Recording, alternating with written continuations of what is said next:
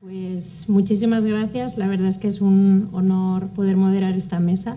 Creo que el trabajo realizado es buenísimo. De hecho, el informe es interesantísimo de leer. Entonces, vamos a intentar que esas preguntas también extraigan todo el jugo a lo que tiene el informe.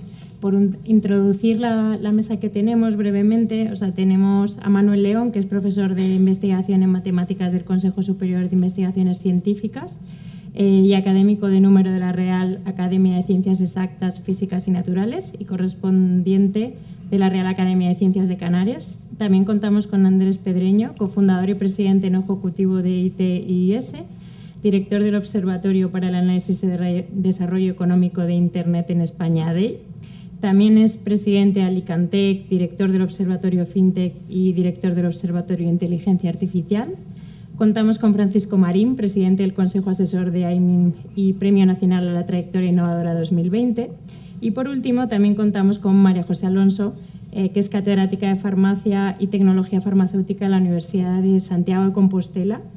Es también Premio Nacional de Investigación Juan de la Cierva y el Premio Jaume I y Editor-in-Chief de Drug Delivery and Translational Research de DTR. Así que, como podéis ver, pues tenemos unos expertos de primer nivel. Vamos a empezar esta mesa hablando con María José, si te parece. Muy bien. Introduciendo un tema muy interesante, ¿no? Realmente el informe, se percibe en este informe un cambio de actitud, yo creo, respecto a algunos aspectos relacionados con tecnologías de la salud y ciencias de la vida a raíz precisamente de la COVID-19. Entonces, ¿qué aspectos se han mantenido y cuáles están perdiendo energía según tu criterio? Muy bien. La pregunta que me has hecho puede tener diferentes enfoques, pero yendo a lo que es la tecnología per se, lo primero, incidir en el hecho de que el desarrollo de la vacuna ha sido posible en un plazo que todos considerábamos incluso como demasiado corto, ¿no?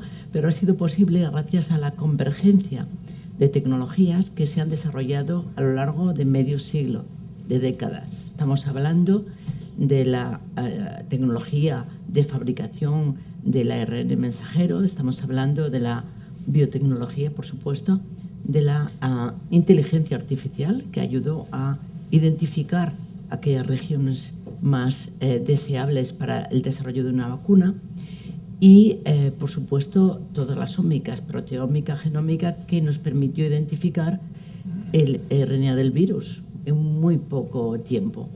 Y luego está la nanotecnología, que es mi ámbito. Yo os puedo decir que el desarrollo de la nanotecnología que dio lugar a la vacuna tiene un recorrido de cerca de 60 años. Por tanto, no fue una improvisación, sino que fue precisamente la culminación de algo que a mí me parece maravilloso, porque es aprovechar de una manera conjunta, colaborativa, muchas tecnologías que dieron lugar con ese esfuerzo monumental a nivel humano y a nivel económico que dieron lugar a esta vacuna. Esto es un cambio de paradigma en el tratamiento de todas las enfermedades, no solamente en la prevención de las enfermedades infecciosas, sino en el tratamiento, porque hay algo que conviene destacar, porque es sencillo de entender, pero como ha habido tantas noticias falsas y tantos engaños, creo que hay que ponerlo claro. Es un cambio paradigmático en la medicina, en tanto y cuanto, hasta el día de hoy, la mayoría de las enfermedades las tratamos, acudiendo a aliviar los síntomas de la enfermedad o algún mediador biológico. Sin embargo, este tipo de terapias va al origen de la enfermedad. Por tanto, si hay una proteína que funciona mal, se corrige. Si no hay suficiente, se produce. Si queremos producir un antígeno, se produce, porque con la vacuna lo que está ocurriendo es que estamos recibiendo la información genética, el ARN necesario para que nuestro organismo produzca el antígeno. Esto es sumamente elegante y sumamente seguro en comparación con vacunas anteriores. Es totalmente seguro. Y en ese sentido sí que llamaba la atención el hecho de que la gente estuviera preocupada por una vacuna que efectivamente será una de las más seguras que hemos tenido y de las más eficaces. Entonces, ¿ha cambiado algo? Sí. Ha cambiado que en el ámbito de la medicina se van a desarrollar numerosos tratamientos y vacunas que se están desarrollando ya en clínica. Existen otros cuantos ya comercializados y es un cambio que a mí me parece, en mi carrera de más de 30 años, nunca asistí a semejante cambio que, insisto, aunque ya estaba ahí, la epidemia y el ver que pudimos salvar a la humanidad gracias a estas vacunas, pues ha puesto en valor estas tecnologías. Luego hay otros aspectos, como a nivel de España en concreto. Es bien cierto que lamentablemente cuando surgió la pandemia, bueno, pues no existía ninguna planta de fabricación de ARN en España. Al día de hoy ya hay varias, algunas empresas se reconvirtieron de la medicina de las vacunas animales a las vacunas humanas. Incluso me atrevo a decir, en países, porque cuando uno habla de estas tecnologías tiendes a pensar que son tecnologías muy sofisticadas, muy caras, solamente abordables por los países desarrollados. De hecho, se habló de esto durante la pandemia. Pues bien, ahora en África, y en parte apoyados por la Fundación Gates y otros, están desarrollando estas fábricas de producción de vacunas de ARN mensajero. O sea que al final va a ser más barata la fabricación de estas vacunas que de las vacunas antiguas. Por lo tanto, componente también a nivel global. Y bueno, yo creo que, o quiero creer, que en España efectivamente mucha gente se dio cuenta del valor de la ciencia. Esto es fácil de olvidar, de todos modos, conviene tenerlo presente, pero sí que es cierto que sin salud no hay nada, no hay economía, no hay nada, y sí que es cierto que sin ciencia no hay salud. Interesantísimo. Profundizando un poquito más en el tema de la salud, y ya que eres una especial experta en las tecnologías de drug delivery, ¿hacia dónde avanzan? ¿En qué campos son más prometedoras? ¿Y qué cambios pueden introducir en la forma de tratar las enfermedades en el futuro, por ejemplo? ¿Qué crees? Muy bien, pues totalmente. Insisto, lo que hacemos nosotros es nanopartículas que básicamente van a dirigir el ARN mensajero a la célula, lo va a transportar al interior de la célula. Esto quiere decir, las moléculas de ARN mensajero son tremendamente vulnerables, se degradarían en un par de minutos y tienen que ir incorporadas en un vehículo, en un nanovehículo que las protege. Y ese nanovehículo transporta el ARN al interior de la célula. O sea que este mundo en el que trabajo yo, del drug delivery, va a pasar, lo es ya, esencial para el desarrollo de todos los tratamientos que involucren fármacos biológicos, lo que en la Agencia del Medicamento hablan de terapias avanzadas, y también la medicina personalizada. Es decir, que estos fármacos biológicos, entre ellos el ARN, bueno, pues necesitan ser protegidos y ser transportados a la célula diana. ¿Por qué? Porque de otro modo se quedarían en el lugar en que los administras. Los inyectas y allí quedarían y a los minutos no habría nada. Por tanto, no nada de miedo sobre la posible toxicidad de estos medicamentos, y desde luego también quiero hacer una llamada a un punto, por lo mucho que me preocupan las falsas noticias.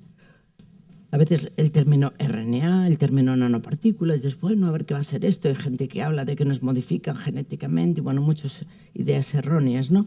Hay que tener presente que tenemos una agencia de evaluación de medicamentos y productos sanitarios, una agencia española que trabajó maravillosamente durante la pandemia.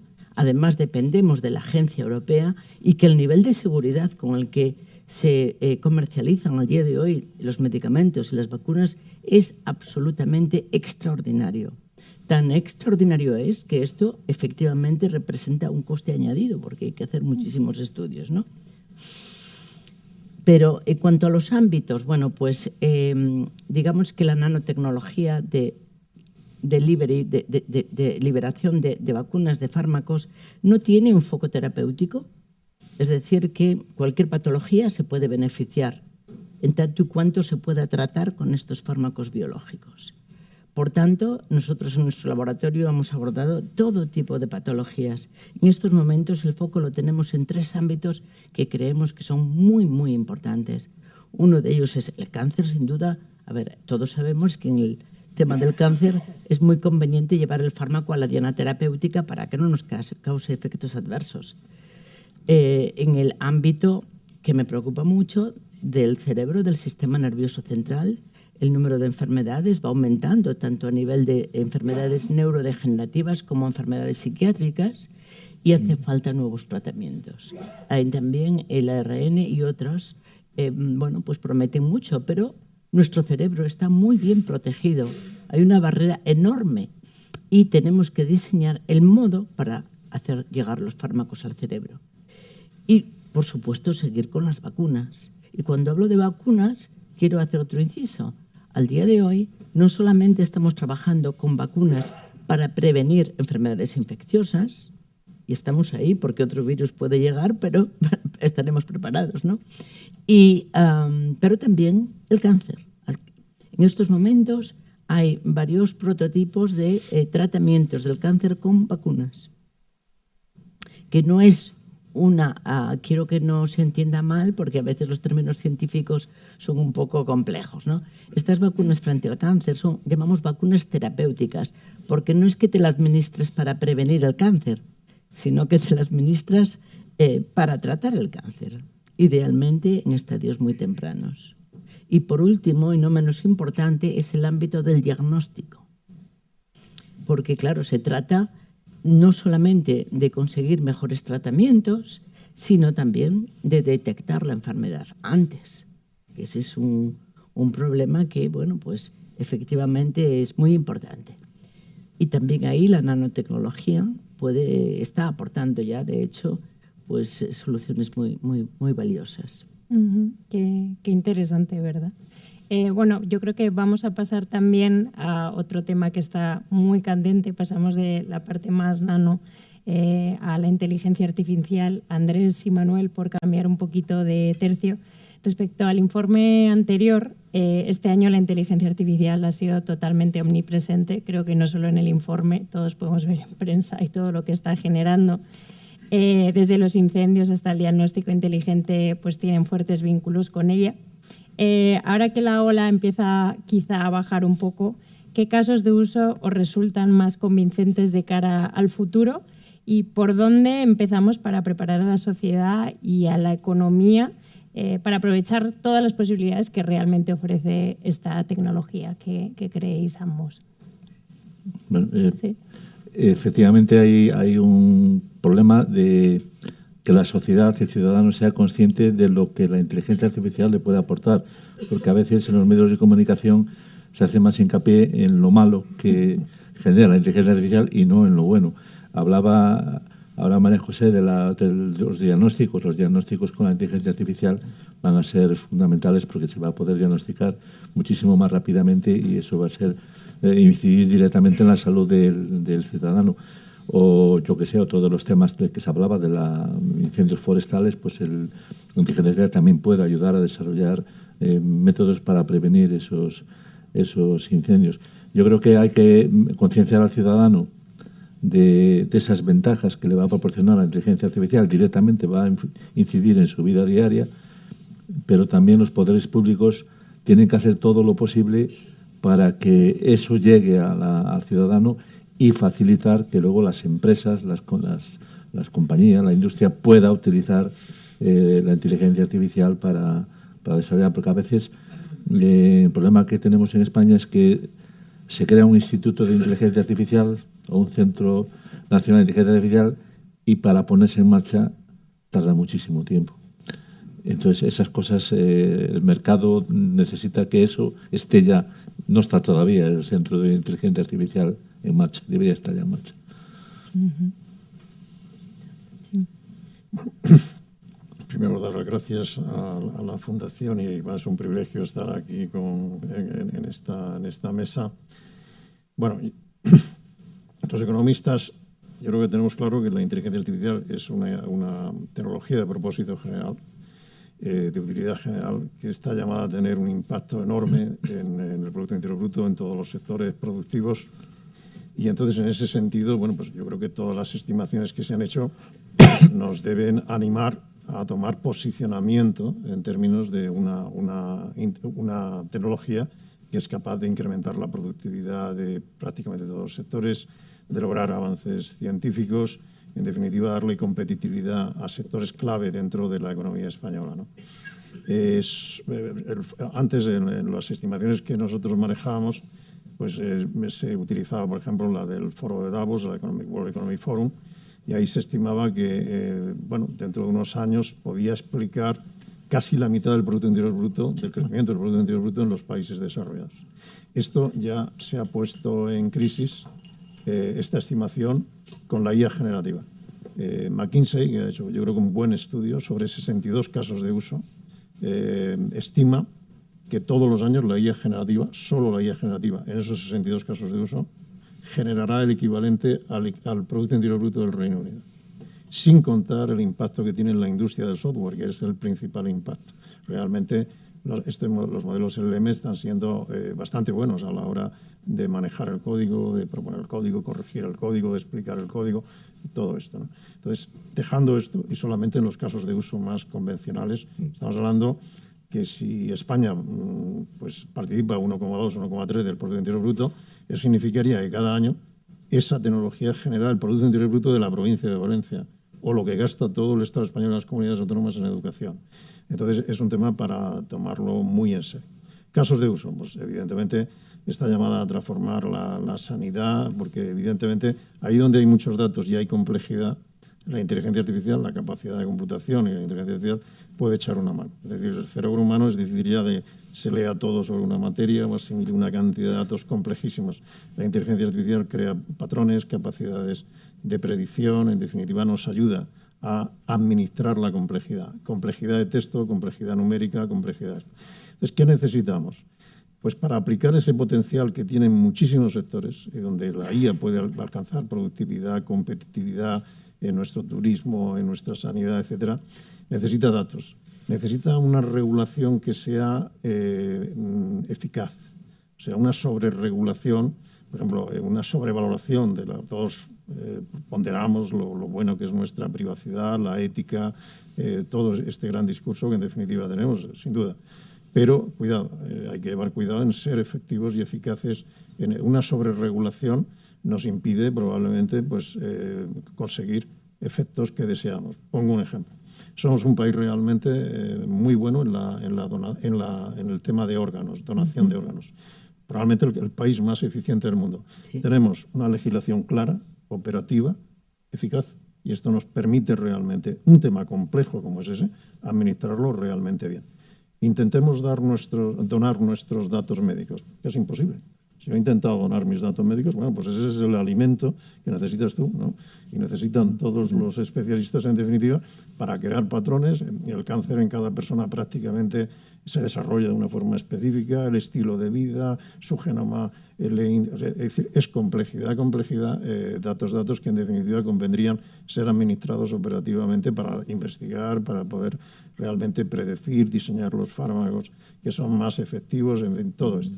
Es muy necesario que no solamente, obviamente, nadie se opone a regularnos, ordenar las cosas es necesario, pero tiene que ser una regulación efectiva. Esto es muy importante en la inteligencia artificial y en el tema de los datos.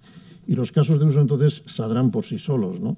Realmente tenemos datos que son muy, muy valiosos. Por ejemplo, para parametrizar el turismo, en el sentido de comprenderlo, porque no es lo mismo un turista que viene del norte, que viene en verano a Benidorm, que va a ver patrimonio a Santiago de Compostela. Estamos hablando de unas tipologías de un turismo gastronómico, etcétera. Bueno, simplemente ver los flujos de movilidad que indican nuestra movilidad, anonimizados, por supuesto, puede ser un tesoro para de alguna forma desarrollar la oferta complementaria, hacer el marketing más efectivo en origen. Estamos hablando de casos de uso enormes. Por ejemplo, en nuestra empresa pues, pasan todos los días casos de uso que algunos de ellos nos sorprenden. Nos dice alguien que tiene una piscifactoría, es una jaula donde caben 500.000 peces, alimentarla bien o mal, puede ser hasta un desastre ecológico y, por supuesto, crea unas distorsiones enormes en la propia salud y la productividad de esto. Bueno, la inteligencia artificial, el conteo lo puede hacer en drones acuáticos, lo puede hacer, con un error mínimo. Entonces, la eficacia en la producción y demás de una industria como esa, que es inesperada, ¿no? Alguien tiene un problema, te lo cuenta, dices, oye, que esto se puede hacer con esta... Entonces, las posibilidades son inmensas. Y yo lo que creo que hace falta en este país es crear, con la ayuda, evidentemente, con las garantías, la IA hay que controlarla, optimizarla, gestionarla, hacer herramientas a medida de determinados sectores. Todo eso es lo que da una oportunidad a la industria europea.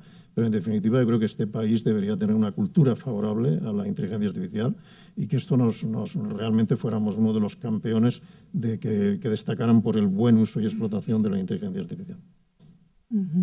Qué importante es este aspecto. Voy a hablar esto de la inteligencia artificial porque precisamente yo creo que pasa con esta tecnología. Francisco, en varias tecnologías se pone de manifiesto que uno de los factores de desigualdad sigue siendo el acceso precisamente a las tecnologías, ¿no? ¿Se puede ampliar la brecha tecnológica no solo entre sociedades, sino también entre las grandes corporaciones y las startups, por un lado? Porque tienen más acceso a financiación, a flexibilidad para crear cosas, y el tejido, por ejemplo, de pymes, por otro, ya que tiene que pelear con el legacy y no tiene al final los recursos de las grandes compañías. ¿Crees que va a haber esa brecha? Muchas gracias. Gracias a la Fundación por invitarme. Y te decir que me has hecho un aterrizaje, acabamos de hablar de cosas encantadoras y a mí me propones que te hable de algo que es absolutamente abstracto, pero voy a intentar convertirlo en algún mensaje y para ello no voy a eludir tu pregunta, pero voy a empezar por decir que estamos ante un momento absolutamente transformador del mundo de la creación, de la innovación. ¿Por qué? Porque se están produciendo una serie de coincidencias que han sido recientes y que alteran todo ese equilibrio que te preocupa. Por ejemplo, estamos hablando de la innovación abierta. Ha habido un cambio absolutamente rupturista en el mundo en el que las corporaciones tenían una tendencia a decir lo que nosotros sabemos hacia adentro y a establecer barreras defensivas del conocimiento. Ese proceso ya tiene unos cuantos años y ha empezado a abrir, porque claro, la ambición de lo que hay que saber es tanta y la limitación de los recursos propios está acotada que hay que ir afuera, hay que ir a buscar el conocimiento que nos falta o el conocimiento que está avanzado. Ese efecto de la innovación abierta rompe de por sí la situación esta que podíamos tener como ataque a la igualdad.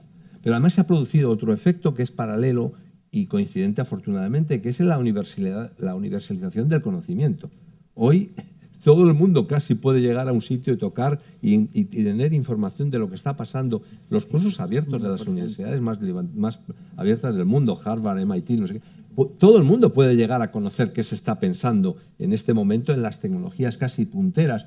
Hay limitaciones, obviamente, pero lo que sería la divulgación del conocimiento. Y por tercera ocasión es que, de alguna manera, la propia competición mundial entre los bloques ha hecho que se hayan roto muchas de las barreras que existían. Eso nos lleva a decir que la desigualdad se rompe a través de la necesidad de competitividad. Es decir, solo somos capaces de ser más competitivos si somos capaces de buscar el conocimiento donde está, de colaborar con quien lo tiene, de ir realmente a crear eso que también es un poco una palabra que está muy gastada, de los ecosistemas, en las que intentemos juntar al señor que piensa, al señor que diseña, al señor que produce, al señor que comercializa. Es muy importante, lo has dicho tú, de repente no tenemos vacunas. Y el problema, el pánico es ¿cuándo tendremos vacunas? La gente se preocupa por tener vacunas, pero no se preocupa porque la produzcan. Y tampoco teníamos fábricas. Luego se produce en un espacio de 11 meses la revolución de producir la vacuna, de generar la vacuna y de producir millones de vacunas al mismo tiempo. Fijaros que el efecto tan transformador es esto. Bueno, pues todo eso ha pasado en 11 meses. Luego no veo, sinceramente, no veo para nada la amenaza que planteas. Todo lo contrario, Si uno investiga y profundiza en el conocimiento de lo que están generando las startups mundiales, las europeas y las españolas, y yo tengo la suerte por mi trabajo de poder pasar gran parte de mi tiempo escuchando lo que la gente hace, novedoso, y contándolo para que les invertamos, porque tenemos que invertir dinero en ellos, lo cual tienen que poner bastante interés, porque si no, nos les invertimos. Bueno, pues si todo eso que nos cuentan nos hace absolutamente confiar en la capacidad absolutamente transformadora que existe en las pymes, en las organizaciones flexibles y pequeñas. No hay ningún miedo de que las grandes puedan ahogar a las pequeñas por mor de otros valores. Las pequeñas seguirán siendo el alimento, digamos, imprescindible para generar un nivel de competitividad como el que exigen los tiempos en que vivimos. Bueno, voy a recoger este guante, Francisco, precisamente para mi siguiente pregunta. Andrés y Francisco, te voy a repreguntar, ya que me has dado aquí pie a jugar un poco. Yo creo que ha quedado claro que esta parte competitiva va a hacer que muchas empresas precisamente rompan esa brecha, pero ¿qué ocurre en la administración pública? ¿Necesitamos un cambio de mindset o qué pensáis que es necesario precisamente para que ese cambio llegue a políticas públicas y que se pueda hacer también trabajo ahí, ¿no? Esto que Francisco ha iniciado, que en la privada quizás está ocurriendo, ¿qué tiene que pasar? ¿Empiezo yo? Está pasando. Si uno mira la orientación que tiene Europa, por hablar de nuestro entorno natural, porque hablar de lo que hace China o de lo que hace USA, pues es hablar de algo que no nos toca, pero en segunda derivada. Pero ¿qué hace Europa? Europa está haciendo un cambio de mentalidad absolutamente rotunda. Si uno ve las políticas europeas de innovación de los años 90, que también eran, digamos, bastante impulsadoras, pero es que si lo ve con lo que es la nueva Agenda Europea de Innovación, es que no tiene nada que ver. Son acercamientos completamente distintos. ¿Por qué? Porque se han dado cuenta nuestros responsables en Bruselas de que por la vía en que estábamos yendo no perdíamos el camino.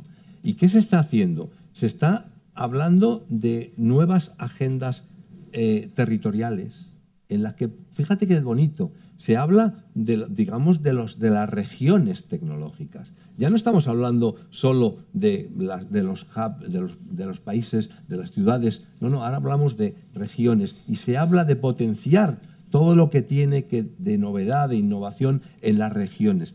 Se habla de meter dinero en las compañías para evitar que se vayan a Estados Unidos, para no crear el efecto de alimentar la tecnología y que luego, por decisiones de carencia de capital, esas compañías acabaran en el Estados Unidos. Y hay un fondo nuevo, que es el Nestec, generado miles de millones de euros para hacer que aquellas compañías que triunfan en España, en Europa, no se vayan de Europa. Por lo tanto, creo que tienen orientaciones muy distintas. ¿Qué es lo que le falta? Porque me parecería esto que estoy cantando, hacer un halago tal, no. ¿Qué le falta? Le falta realmente, para mi punto de vista, en este caso ya hablo de España, porque cada país tiene su lógica. En España nos falta valentía, decisión.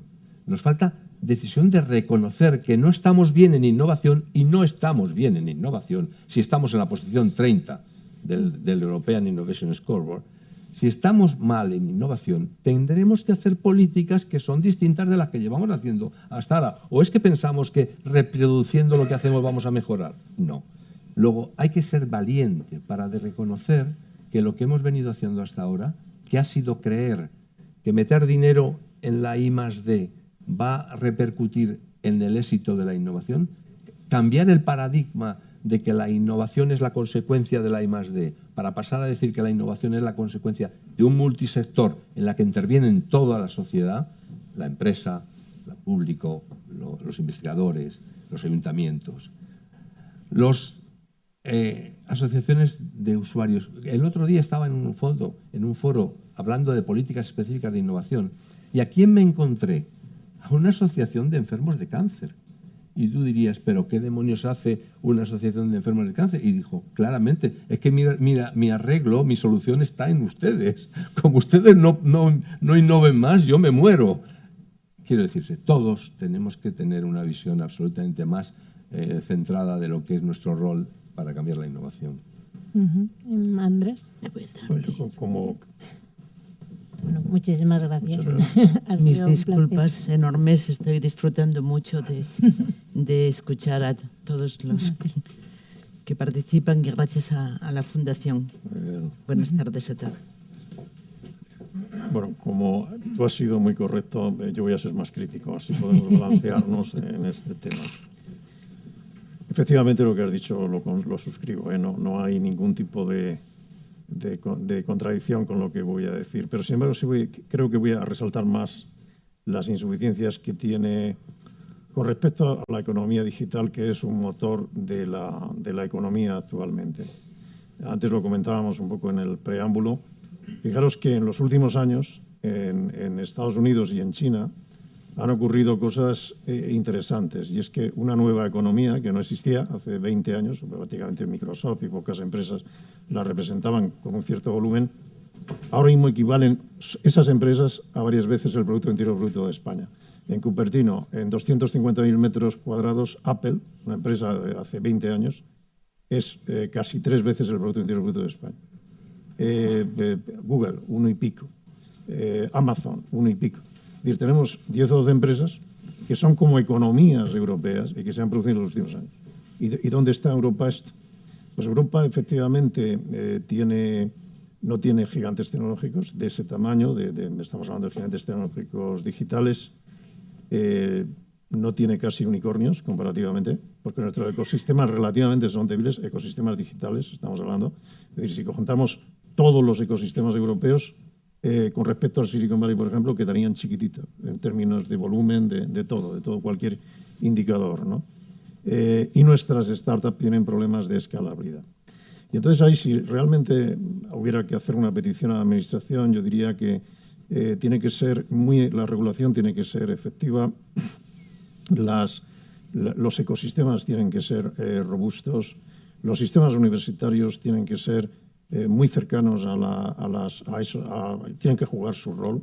Si comparamos, evidentemente tenemos magníficas universidades, magníficos investigadores, Internet se produce en el CEM, las mejores empresas de inteligencia artificial las compra Google en el Reino Unido, Europa tiene talento, tiene magníficas universidades, pero sin embargo el desarrollo se hace en Estados Unidos. Estados Unidos tiene una dimensión en las universidades que las europeas no la tenemos, teniendo la excelencia de investigación, y eso muchas veces supone un trasvase de talento. Fijaos que, por ejemplo, Harvard en endowments tiene 43.000 millones de dólares. 43 millones es lo que vale el Banco Santander en bolsa. Es decir, una universidad norteamericana podría comprar un banco sistémico español en su totalidad. Entonces, todo esto viene a decir que la Administración tendría que ser muchísimo más proactiva, mucho más ambiciosa en las ambiciones, en las inversiones de tecnología, especialmente la tecnología digital. Y termino con inteligencia artificial. Estamos hablando de que incluso China, un país que era una dinastía medieval en 1912, un sistema comunista, la fábrica del mundo, pero no esperábamos que pudiera ser el cerebro del mundo, en inteligencia artificial, con una legislación, con una regulación efectiva en términos de los datos, con una no regulación de los datos, un país que sí nos debería preocupar mucho por su falta de garantías jurídicas, por su falta de democracia. Sin embargo, ha conseguido posicionarse en inteligencia artificial a un nivel superior al europeo, ¿no? Entonces, a las administraciones, en definitiva, lo que hay que dotarlas es de ambición, de necesidades de una regulación muy efectiva, de capacidad de inversión en tecnologías de propósito general, donde la escalabilidad, tenemos problemas de escalabilidad. Es decir, bueno, como no tenemos tiempo, no quiero continuar con las críticas, pero sí que creo que hay una agenda importante de cuestiones que creo que deberían trasladarse a la Administración. Bueno, como nos están pidiendo ya ir terminando, no me gustaría irnos sin preguntaros brevemente, porque no tenemos mucho tiempo, por cuál es vuestra previsión para el informe del año que viene, ¿no? ¿Qué va a pasar si es que tuviéramos una bola de cristal en 2024, a modo ya de conclusión, hacia qué va a ocurrir y qué pensáis que va a estar en tendencia?